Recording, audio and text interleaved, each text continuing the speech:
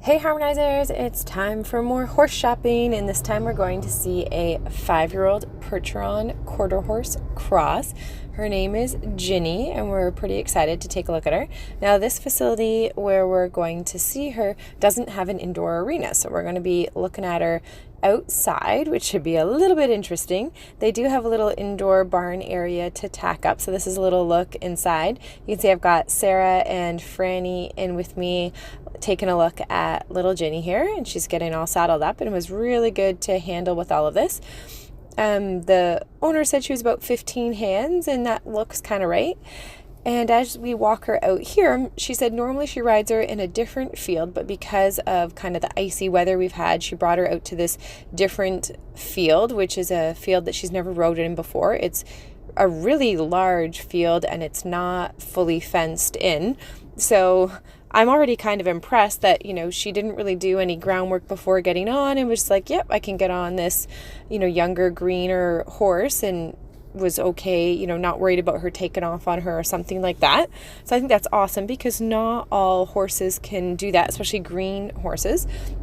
And this particular field is totally out of view of the other horses. And Ginny actually didn't call or anything. Like, she might have looked a little bit, rushing towards home or things like that. But overall was very kind of sane and not overwhelmed by the whole situation. So I was pretty impressed by that. It was actually kind of nice to get to see her ride in a different space like that. And we could tell that it was a different space because there weren't any other hoof prints in the snow. So that's kind of a unique feature of the snow.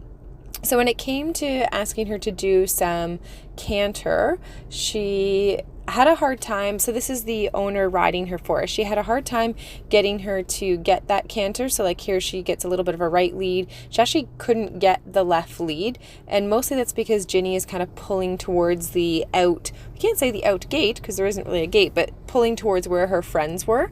So she was having a hard time getting that left canter lead. She was able to get a right canter lead. And mostly like Ginny's just kind of pulling towards the home area and to go back to her friends. So, we didn't get to see the best viewing per se. Oh, sorry, there. She does get a little left lead, and that's all she gets. Oh, yeah, and a little bit of a buck there because mostly she's just wanting to get away from or getting back to her buddies. So I'm like, oh, okay, like, I'm impressed that she's not doing anything super, dangerous. She's not bolting, taking off or anything like that. But clearly, she's green and needs some work. And you can see, the owner's kind of giving her some nudges with her legs there, and Ginny's not getting overly upset or anything like that. And that was kind of the extent of the canter work, and not awful. Like, she gave that little kick up. That's not super nasty or anything like that. That's her kind of saying, I'd rather be doing other things right now.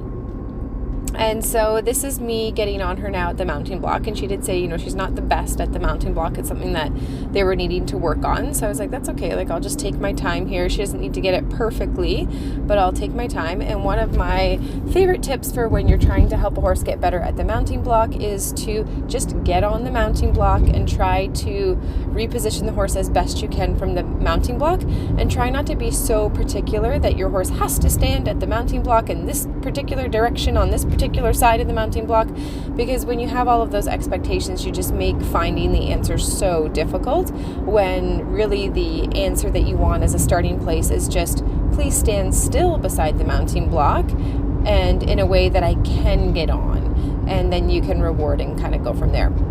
So this is me doing a little bit of trot work, and I actually did a fair bit of work with her because I had to do some exercises to get Ginny kind of thinking that it was okay to be ridden out in this field. And she was like accepting being ridden in the sense of like she was going around, she wasn't taking off or anything like that, but her head wasn't really in that mind space. The fact that she wasn't getting the correct lead, that she was pulling towards the area towards home and all that kind of stuff, was saying that we needed to do some work to get her head in the mind space a little bit. So I did some walk trot work with her. This is me doing a little bit of trot stuff here.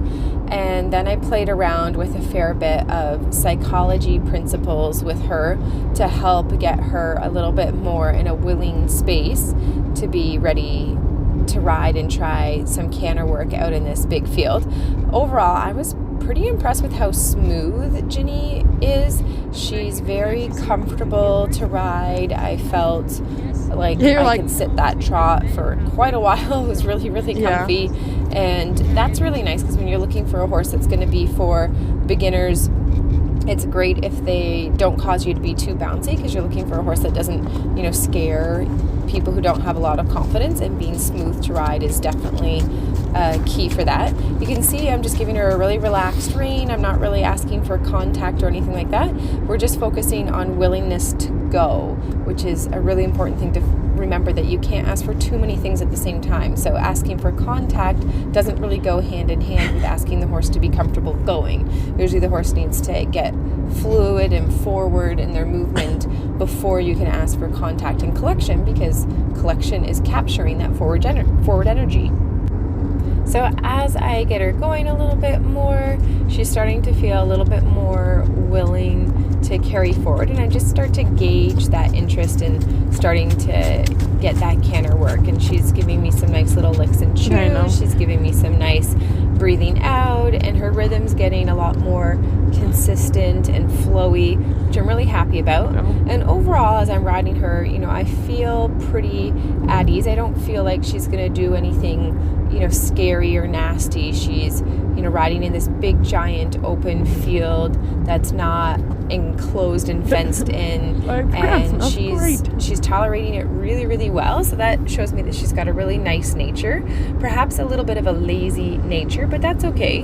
We want something that's a little bit more whoa than go as a lesson horse. And I'm experimenting a little bit with moving around on her a little bit, doing halt transitions, walk transitions, trot transitions, all those different things, seeing how patient she is, and giving her, some positive reinforcement. She actually didn't want to eat my cookies. I don't know if she's picky or if she needs her teeth done or just doesn't like the taste or doesn't know, but the owner was saying that she's had a hard time getting her to take treats as well.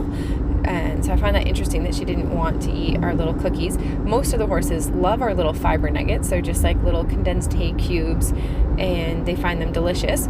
Could be that she's a little stressed in this situation, but she also didn't want to take them after the ride, even when she didn't have a bit in her mouth or anything like that. So I'm hoping that her teeth are okay and not bothering her, but that could also be a factor. It's always so hard because there's so many reasons. It's not like the horse is doing this and therefore it must be this. Horses aren't like that. There's so many reasons and compounding variables that can be contributing to something. So we don't want to jump to conclusions, but we want to be aware of all of the different options and kind of assess them moving forward for sure. So now you can see I'm starting to ask for that canter a little bit, or starting to suggest that we could canter a little bit. And we're getting into a little bit of that kind of sideways motion again. She's getting a little fast. And so I'm just trying to gauge where would be the best place to ask her to canter.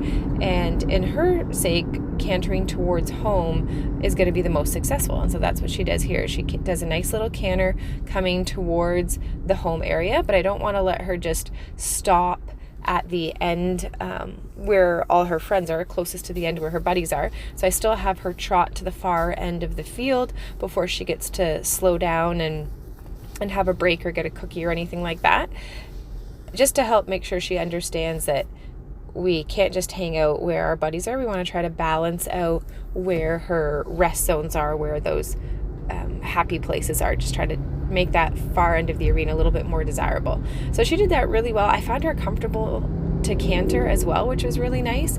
Really, really smooth ride. So here doing that canter again, seeing if we can get a little bit more canter happening. And this was nice because she actually did a little bit of canter going away from home, which was great. Definitely a little bit drifty, but that's okay. Overall, I was feeling like I had good control in the sense of she wasn't going to run off on me. Definitely not straight and beautiful, but I was feeling safe enough and felt like I had enough to work with there, as well as feeling really comfortable, which really helps with that as well. So I really was happy with that. So that was our right lead canter. That was really nice. And then going to the left, cantering towards home was a little bit more tricky because it's kind of all open on the one side, which is all kind of towards her friend. So you can see we kind of canter a little bit more off to the side. So we are able to get that left lead canter, but we're kind of, really drifting over towards that far side. That whole side kind of goes to a path that goes back to her buddies, and she was definitely wanting to drift over there. So you can see I kind of cut the corner and bring her back away from her friends. I don't want her having a walk, rest, break by her friends, because that area already has enough comfort for her. So I kind of bring her over away from her friends, and I decide, that's really good. She did canter both ways. She's a greener broke horse. She has been in work, not working super much because of the weather that we've had has been really up and down and icy. And so again, we pop Miss Sarah up and on her, because I'm like, all right, we know that Sarah's had some fun troubles with Newton in the past, doing some corners on her and stuff like that. So I'm like, if you can ride her and you can steer her and you still feel safe, then she's probably going to be a pretty good option for us. Sarah gets her into a nice little right lead canter here, and she's just getting better and better as we're riding her. Here she's able to take her around the corner. She actually gets her into that right lead canter again as she's going away from the home zone, which is fantastic, and rides her canter all the way around the corner and lets her do a nice little stop up here as a little reward and get some scratches for that. So she's just getting more and more relaxed, I think, during the ride. She's realizing, we're not going to make her do tons and tons and tons, which helps with the lazy horses. They tend to get more motivated as they realize that they're not going forever and ever. And then here's a little look at going to the left. Sarah's able to get a nice, big, long canter going to the left as well. And Sarah says, she had a pretty easy time steering her for the most part. Like, yeah, she drifts towards the home zone where her buddies are, but she felt safe on her, didn't feel like she was going to do anything nasty, and we felt like she was pretty comfortable. We didn't see any glaring obvious signs of her being, unsound or unhealthy or anything like that. So we decided to buy her, and she's loading up on the trailer here. She did really well getting on the trailer. I felt like even though she's kind of green and there's definitely some things that will train her and work with her on, I felt like her price was reasonable enough that we could invest some time and training into her to help give her some more experience and try to get her work ethic a little bit better. And she's very comfortable and didn't do anything, crazy.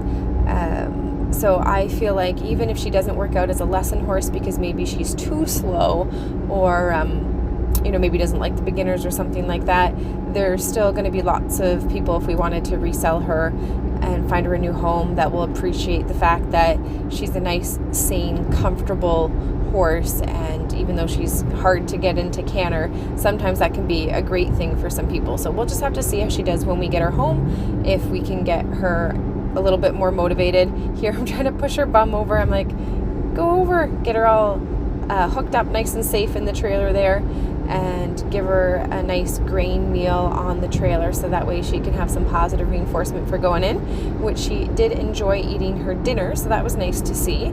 Didn't want our cookies, but was okay with her dinner.